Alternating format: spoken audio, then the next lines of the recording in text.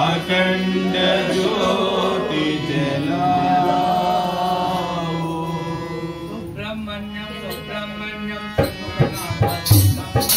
सुब्रह्मण्यम सुब्रह्मण्यम सम्मगनावा सुब्रह्मण्यम सुब्रह्मण्यम सुब्रह्मण्यम అందరికీ సాయిరామ్ साईराम పితాత్మనేవ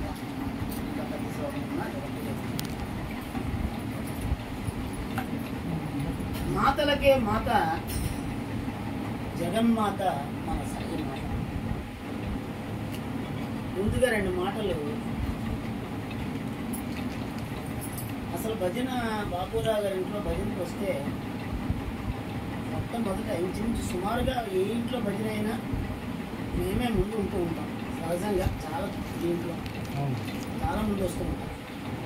వచ్చిన వెంటనే ఆమె, ఎందుకంటే చాలా బాధ వేసింది, ఒక్కసారి ఆహ్వానించడం అనేటువంటిది ఆవిడ చేసేవారు. చాలా మనసుకి ఇవాళ మాత్రం చాలా బాధపడ్డాను. ఒక విధంగా ఎంతో లోటు అనిపించింది. ఇంట్లో ప్రవేశిస్తూనే ఆ లోటు నాకు కనిపించి ఈరోజు ఆ మాతను దృష్టిలో పెట్టుకుని జగన్మాత అయినటువంటి మన సాయి మాత గురించి రెండు మాటలు చెప్పుకోవాలి అనేటువంటి సంకల్పంతో చెప్తున్నాను. త్వమేవ మాతాచ పితాత్వమేవ అంటే స్వామి చెప్తున్నారు, నువ్వే తల్లి, నీవే తండ్రి, అన్నీ నీవే అని ఎవరైతే, ఏ వ్యక్తి అయితే భగవంతుడికి శరణాగతుడు అవుతాడో వాడు నిజమైనటువంటి భక్తుడు. అటువంటి భక్తుడిని నేను పెట్టుకుంటాను. ఎందుకంటే ప్రతి భక్తుడికి కావలసినటువంటిది శరణాగతి. అది లేకపోతే మనం ఎన్ని చేసినా సరే నిరర్థకమే, ఏమీ ఉపయోగం లేదు. భగవంతుడి దగ్గరికి మనం వస్తున్నామంటే మనది ఏమీ లేదు, నిస్వార్థంగా త్యాగమైనటువంటి రూపంతో మనము స్వామి ముందు కూర్చొని ఆయనకి శరణాగతి అవ్వడం అనేటువంటిది జరిగితే ఖచ్చితంగా నేను ఉన్నాను, నిన్ను నేను ఆదుకుంటాను, నేను నీకు తండ్రిని, నేను నీకు తల్లిని, నీకు నేను అన్ని, సర్వం నేనే అనేటువంటిది స్వామి చెప్తున్నారు. అటువంటి విశ్వాసం మనలో పెంపొందించుకోవడానికి ఒక వ్యక్తి సీతారామారావు గారని, ఎస్ సీతారామారావు గారు, వైజాగ్ ఆయన ఒక ఇంజనీర్. తన అనుభవాన్ని ఈ విషయంలో జోడించాడు. ఆయన ఇక్కడే కొత్త వలస నుంచి కిరండోల్ సెక్షన్ కేకే లైన్ అంటారు.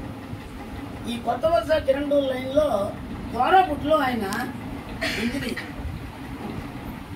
ఆయన ఇంజనీర్ గా ఉద్యోగం చేస్తున్నప్పుడు అది 1980-85 మధ్యలో ఉండేటువంటి కాలంలో ఆయన పేర్కొన్నారు. ఆ టైంలో కొండ చర్యలు వచ్చి పడిపోతూ ఉండడం, రైలు పట్టాల మీద పడిపోతూ ఉంటే వాటిని తీసి దారి ఇవ్వడం అనేటువంటిది కత్తి మీద సాము లాంటిది. ఎందుకంటే మనందరికీ ట్రైన్లో వెళ్ళడము చాలా ఆనందంగా జర్నీ వరకే మనకు తెలుసు, కానీ ఆ ట్రాక్లో, ఆ సెక్షన్లో, దాంట్లో ఆ సీతారామారావు గారితో పాటుగానే నాకు కూడా 40 ఏళ్ళ అనుభవం. మా నాన్నగారు రైల్వే ఎంప్లాయీ, మేము అదే లైన్లో ఉండేవాళ్ళము. ఉద్యోగి డ్యూటీకి వెళితే తిరిగి వస్తాడా లేదా అనేటువంటిది డౌట్. దినదిన గండం దీర్ఘాయుష్ చాలా కష్టమైనటువంటి.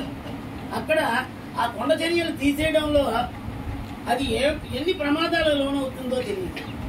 అటువంటి ప్రమాద పరిస్థితుల్లో ఈ సీతారామారావు గారు స్వామి భక్తుడు. ఈయన నిరంతరము తన పని చేసుకుంటూ స్వామి నామస్మరణే చేసుకుంటూ ఉండేవాడు. అర్ధరాత్రి అపరాత్రి అనకుండా ట్రైన్లు అక్కడ కొండ చర్యలు పడిపోతూ ఉంటే వీళ్ళు ట్రాక్ మీదకి వెళ్ళి క్లియర్ చేసి ఇవ్వాలి. సరే, మొత్తం మీద స్వామి ఆయన తాలూకా మొర విన్నారో మరి లేకపోతే తెలిసిందో ఒక్కసారిగా ఆయనకు విశాఖపట్నమే బదిలీ అయింది. ఈ విశాఖపట్నంలో బదిలీ అయిన వెంటనే ఆయన ఆనందం మరి ఎంత అంతా కాదు. ఎందుకంటే ఎక్కడ చూసినా సాయి భక్తులు, రుద్రాభిషేకాలు, భజనలు ఇలాంటి కార్యక్రమాల్లో పాల్గొనడానికి ఆయనకి 24 గంటలు చాలీది కాదని చెప్పేసి ఆయన రాసుకున్నాడు. అంత ఆనందంతో ఇక్కడ చక్కగా ఉండిపోయాడు వచ్చి 85లో. సరే, ఈ పరిస్థితిలోనే ఇక్కడి నుంచి ఒకసారి బిలాయిలో రైల్వే క్వార్టర్స్, స్టీల్ ప్లాంట్ కి దగ్గరగా రైల్వే క్వార్టర్స్ నిర్మాణం జరగాలి. అప్పుడు ఈ సెక్షన్ అంతా కూడా అక్కడే చూసేవాడు. సో ఇక్కడి నుంచి ఒక ఇంజనీర్ అక్కడే పనిచేసేవాడు. ఆయన అక్కడ ఈ రైల్వే క్వార్టర్స్ నిర్మాణం అంతా జరుగుతున్న సమయంలో పూర్తవుతున్నది.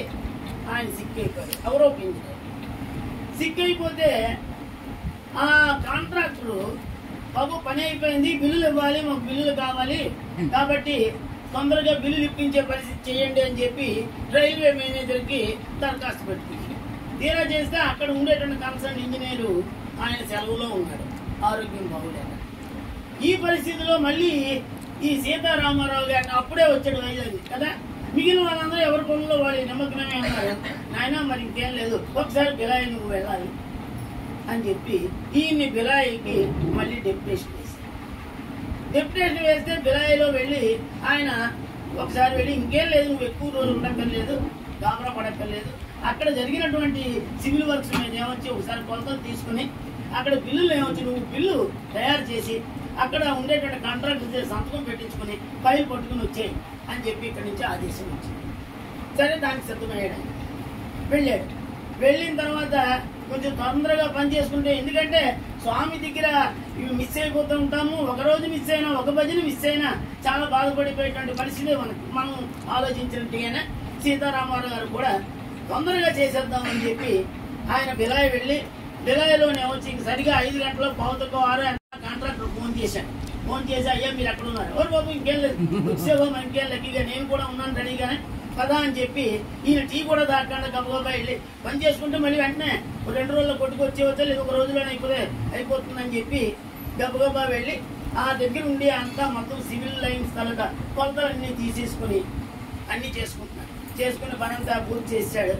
చేసి కానీ ఈ టీ తాగలేదు, కాఫీ తాగలేదు, టిఫిన్ తినలేదు ఈ ఆనందంతో. కానీ అది మంచి ఎండ, రోడ్లు అంజంటే మనకి రోహిణి కార్తెలు, అటువంటి ఎండల్లో బయలుదేరాడు. ఏదో మొత్తం మీద పని అయితే చేసుకున్నాడు. ఇంకా విశాఖపట్నం ట్రైన్కి వచ్చేద్దాము అని చెప్పేసి ఆయన చేతి సంతకాలన్నీ పెట్టించుకొని నడిచి వస్తున్నాడు. ఎండ విపరీతమైనటువంటి ఎండ. మనిషి ఏమొచ్చంటే కొంచెము కాస్త ఉదయం నుంచి ఏమీ లేకపోవడం, ఎండ తీవ్రతకి కాస్త అలసట పడి ఇంకా నడవలేకపోతున్నాడు. ఆయనకు దాహం ఒకటి విపరీతం వేస్తున్నారు, ఆకలి మరింత దహించేస్తున్నారు, ఎందుకంటే బ్రేక్ఫాస్ట్ కూడా లేదు. సరే, ఇంకా సరిగ్గా రైల్వే క్వార్టర్స్ లోంచి ఆయన శక్తి సన్నగిల్లిపోయింది. ఒక్కసారి అబ్బా ఎంత బాధ, ఈ బాధ, మనము ఏమీ లేకుండా ఉన్నాము, కనీసం వెళ్ళి చూసి ఏదైనా వాహనం ఉంటే రైల్వే స్టేషన్కి వెళ్ళడానికి చూసుకున్నాడు. ఎక్కడ వాహనాలు కూడా లేవు, మంచి ఎండలో ఉంది. ఆ టైంలో ఏ వాహనం దొరకలేదు. ఏం చేయాలా అని చెప్పేసి బాధపడుతున్నాడు. కానీ ఏం లేదు, అడుగు పడట్లేదు. ప్రతి ఒక్కరూ ఎండకి తలుపులు వేసేసుకుని ఎవడో తీసిన పరిస్థితి కాదు అక్కడ రైల్వే ఉండేటువంటి క్వార్టర్స్ కొన్ని ఉన్నది. ఇంకా చూశాడు ఏం చేయాలో పరిస్థితి ఆయనకి అవ్వలేదు. ఒక్కసారిగా చిన్నతనంలో చనిపోయినటువంటి తన తల్లిని ఒక్కసారి గుర్తించుకుని అమ్మా అని మెల్లిగా ఆ మాట ఇంకా పూర్తిగా రావేలేదు. ఆ నోట్లోంచి అనుకుంటున్నాడు. ఆయన అమ్మని తలుచుకున్నాడు. అమ్మా అని అమ్మ వస్తే ఏమైనా చేస్తుందేమో అనే ఉద్దేశంతో సీతారామారావు గారి గొంతు గాద్యం అయిపోయి ఆ పూర్తిగా ఇంకా పడలేదు. కానీ ఒక వ్యక్తి, ఒక ముసలి ఆవిడ ఆ రైల్వే క్వార్టర్స్ మధ్యలో వచ్చి ఇలాగా అతని వైపు చూసింది. చూస్తే ఈయనకి కొన్నంత ధైర్యం వచ్చింది. వచ్చి అమ్మ దాహం ఒకటి ఆకలి వేస్తున్నది, ఏమైనా కాస్త పెడతావా అని చెప్పేసి అర్థం అవ్వలేదు. ఎందుకంటే ఈయన మాట సరిగా లేక సౌఖ్య చేశాడు. ఆ సౌఖ్యకి ఆ మహాతల్లి అర్థం చేసుకోలేకపోయింది. ఇంకా అర్థం చేసుకోకపోతే ఈ ఆకలికి కేకలు వస్తాయి కదా, గట్టిగా అరిచి చెప్పాడు, అమ్మ ఆకలి వేస్తోంది, కాస్త మంచినీళ్ళైనా కనీసము, లేకపోతే కాస్త అన్నమైనా పెట్టగలవా నువ్వు అని చెప్పేసి వినపడింది. అమ్మనైనా ఆవిడ రా అనగానే ఆవిడ వెంట వెనకాతల పడ్డాడు. ఆవిడ లోపల తీసుకొస్తే 2 రైల్వే ఆ క్వార్టర్స్ మధ్యన ఒక పురి గుడిసె, ఓ పురి గుడిసెలో నేను వచ్చి ఈయన లోపలికి వెళ్ళాడు. చల్లగా ఉంది వాతావరణం. ఎందుకంటే పూరి గుడిసెలో మనకి ఏంటంటే ఏసీ పెట్టినట్టుగా ఉంటుంది, ఇటు అటు గాలి వస్తూ ఉంటుంది. ఎందుకంటే తలుపులు గట్ట బిగించుకునే ఉండవు కనుక. అక్కడికి వెళ్ళాడు. వెళ్ళి ఓ పక్కన కూర్చుని చేరబడిపోయాడు. చేరబడి కాస్త మంచినీళ్ళు తాగాడు. అక్కడ నీళ్లు గట్ట ఉంటే మొహం కడిగేసుకుని, అమ్మా సాంబారు అన్నమే ఉంది అని. అది ఒక హోటల్.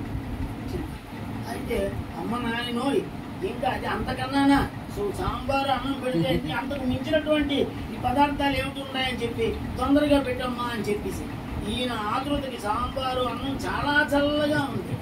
కానీ ఆ చల్లదనం కూడా ఈయన ఎక్కడ అనిపించలేదు. ఎందుకంటే ఆయన తాలూకు క్షుద్బాధ అలా ఉంది. గబగబా తినేసాడు.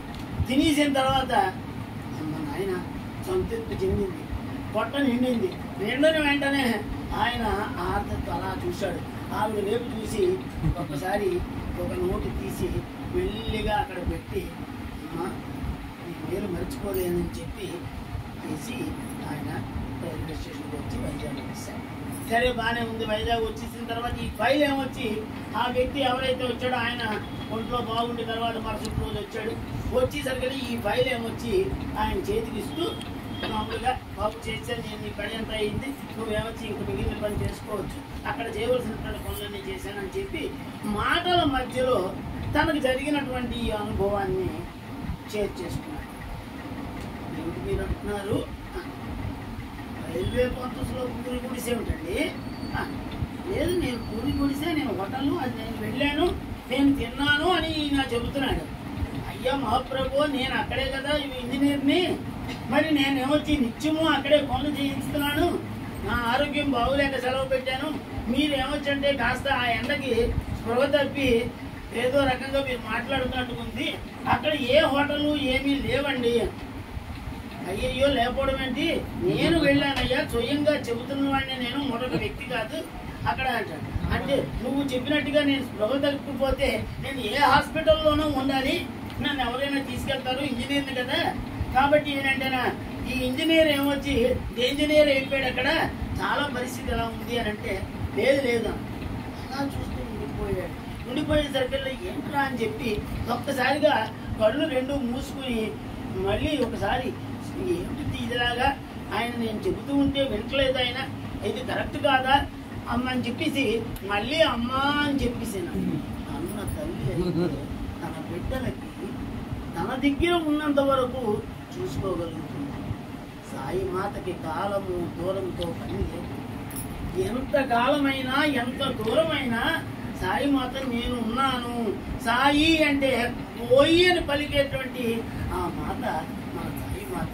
అటువంటి సాయి మాతకి ఏ రకమైనటువంటి కావాలి, ఆ క్షణంలో ఆయనకి ఏమొచ్చి ఆహారాన్ని ఇవ్వడానికి ఆ హోటల్ సృష్టించిందే, ఆ మనిషి వచ్చినటువంటిదే, ఆ విధంగా ఆయనకి ఏమొచ్చి చక్కనైనటువంటి భోజనం పెట్టినటువంటి పరిస్థితి ఏర్పడింది. ఇది సీతారామారావు గారు స్వయంగా 1985 నవంబర్ 14వ తారీఖున ఆయనకి జరిగినటువంటి అనుభవం చెప్పారు.